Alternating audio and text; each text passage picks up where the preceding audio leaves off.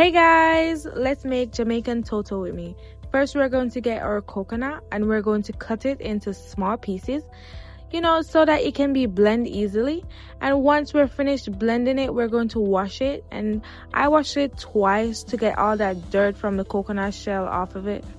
Then I went ahead and added water to my blender, and I only filled it halfway, as you guys can see here, because I'm going to add all of the coconut to it. Well, not all of it at once. I added a little bit to it and blend it, and then I add more coconut and a little more water. Then once I was finished blending it until it was smooth, I went ahead and added to my mixing bowl. Then I added some sugar and just mixed that all together. Once I was finished mixing it, I went ahead and added some salt and just mix again, and then I went in with the flour. But I didn't pour all the flour at once. I just pour a little and mix, then pour a little again and mix. And then this is what I ended up with after mixing it a little bit of time.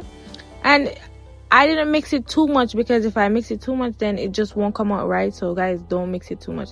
Then I added to my baking pan. I didn't grease it because this is non-stick baking pan, but you can grease it if you like, but I didn't.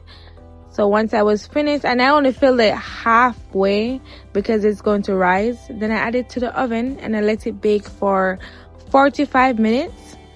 And once it was finished baking for 45 minutes, this is what it looks like here. So I think this was halfway actually, and then this is what it looks like when it was finished. My bad. So here you go. Look, ooh, look at that. You see how it left the side of the baking pan? That's exactly how you want it to be.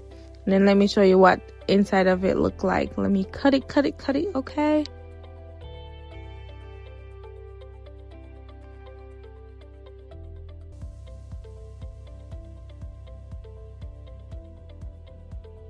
So this is what it looks like. Ooh, don't that look good, guys?